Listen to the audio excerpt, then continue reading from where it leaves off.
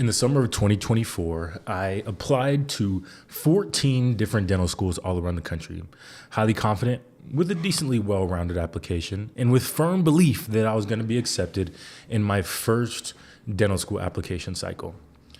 However, as of February 2025, I was officially rejected by all 14 schools that I applied to. Now, I promise in this video, I'm not going to talk about how upset I am or make you feel bad for me in any way. But I want this video to be about being strategic, having a plan in place, and always falling back on your desire and your purpose. Now, my first time applying to dental school, I applied broadly. Applied to 14 different dental schools all around the country, confident that I would at least get an interview, and me being a very confident speaker, being confident in interview settings, I imagined if I'd get an interview, I'd get accepted. Why?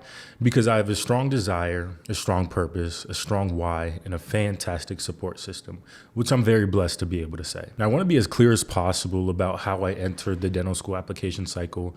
I entered with a cumulative GPA of 2.97. A 2.97, why would you apply to dental school with a 2.97? That's pretty low. Why would I be confident that I'd get an interview? One, my application was very well-rounded. I had a lot of shadow hours, a lot of volunteer experience. I have the businesses, the podcast, demonstrating my ability to have vision, execute, and communicate in professional settings. During undergrad, before I made the real commitment to pursue dentistry and a career in oral surgery, my GPA was sitting at a 2.64, so very low. That was 3 years into my undergraduate experience. Following those 3 years, I spent 2 years prefaced by my retirement from collegiate basketball so I could focus on my studies. During those 2 years, I took roughly 75 to 80 credits with a GPA of a 3.9, only getting B's in 2 classes during that period of time. So my hope was, the thought was at the very least, that my momentum upwards trajectory towards dental school and throughout undergrad would show my ability to perform in the classroom during graduate school. However, dental schools did not see it the same way. When it really set in for me that I wasn't going to get an interview or get accepted, it was probably towards the end of December. I was hoping that before the end of December would come, I would have an interview in place and planning to complete interviews, but it never happened. It never came along. And then, of course, the other side of the application, numbers-wise, statistics-wise, is the DAT. I had an 18 on the DAT, but in my application, I had some computer issues. I lost about 30 minutes in total during my natural sciences selection just due to computer issues. And all my scores were above a 19 other than my quantitative reasoning score, which was a 15, which is pretty low. But the quantitative reasoning section is said to be weighed less than some of the other sections.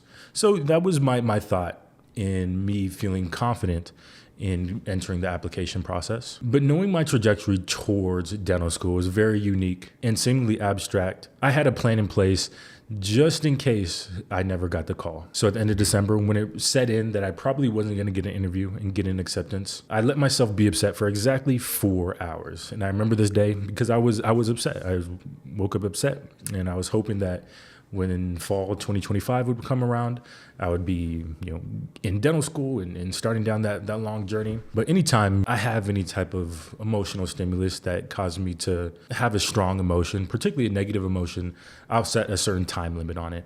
And in this case, I set a 4-hour time limit on it. After those 4 hours was up, I got to my computer, started doing research on various different master's programs and post-bac programs that I could apply to strengthen my application. I knew in my application, and it's like that now, what needs to improve are the numbers and the grades and the DAT. See, this failure, I wouldn't let it shake me. I wanted it to sharpen me. And now I'm in a state where how things are going, how things are playing out, it truly is the absolute best thing for me and my ability to be excellent in the career path in which I'm choosing. So as soon as January rolled around, I immediately turned to plan B. After researching different master's programs to apply to, I applied to 5 different master's programs: Duke University, Boston University, Rutgers. Duke is in North Carolina, Boston's in Boston, Rutgers is in New Jersey, Barry's in Miami, Florida, and then Midwestern's in my beautiful home state of Arizona. So through the months of January, February, March, I was sitting on my hands, academically speaking, just waiting to hear back from these master's programs. And then the acceptances started to roll through. In that process, the only master's program I was rejected from was Duke. I submitted my application on the very last day of their application cycle for their master's program. All the other ones, the other 4, I got accepted to. And there was a period of about 3 weeks where I was dead certain, dead set on going to Rutgers.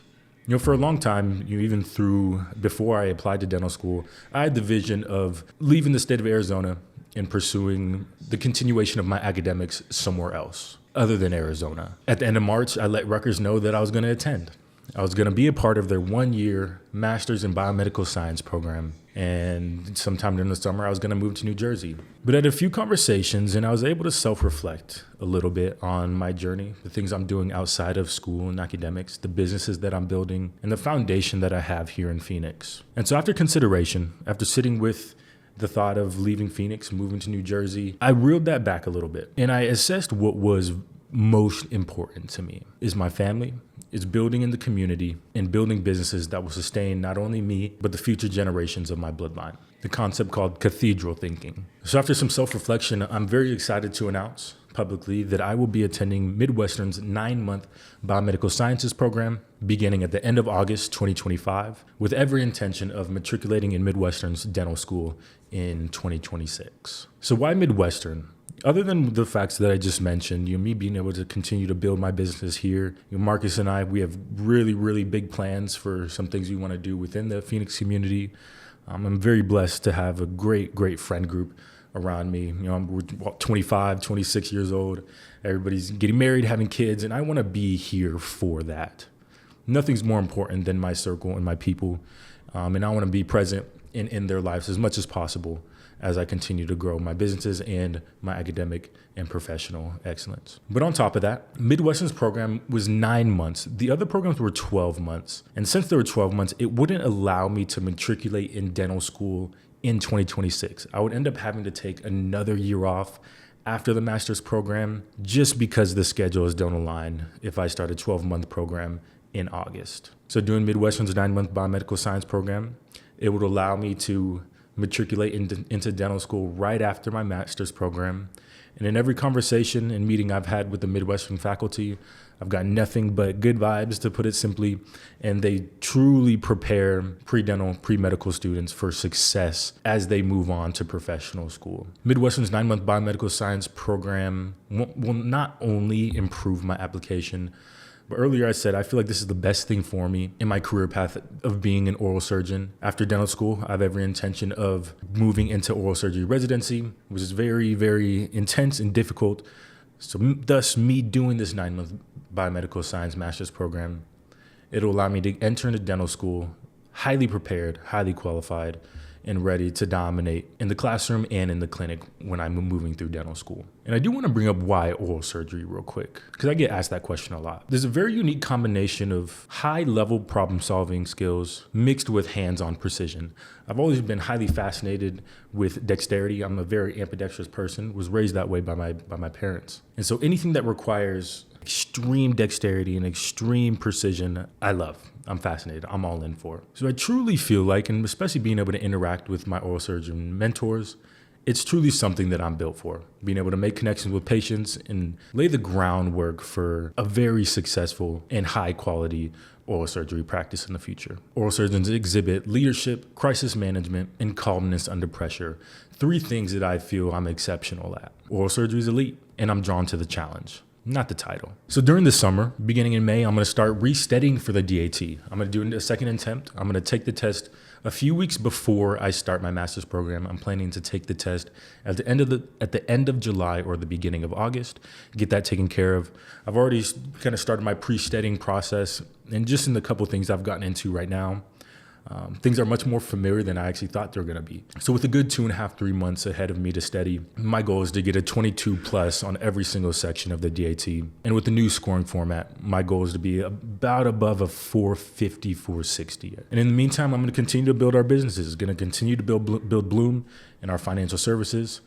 And one thing we just launched is the VXT Basketball Academy, starting sessions in June. It's a lot to balance, but I wouldn't have it any other way. These are things and ventures I'm highly passionate about, and things in which have built and building in a way where there's harmony in every single facet. So in 5-10 years from now, everything will come together really beautifully. But we understand that it's just a matter of volume times time.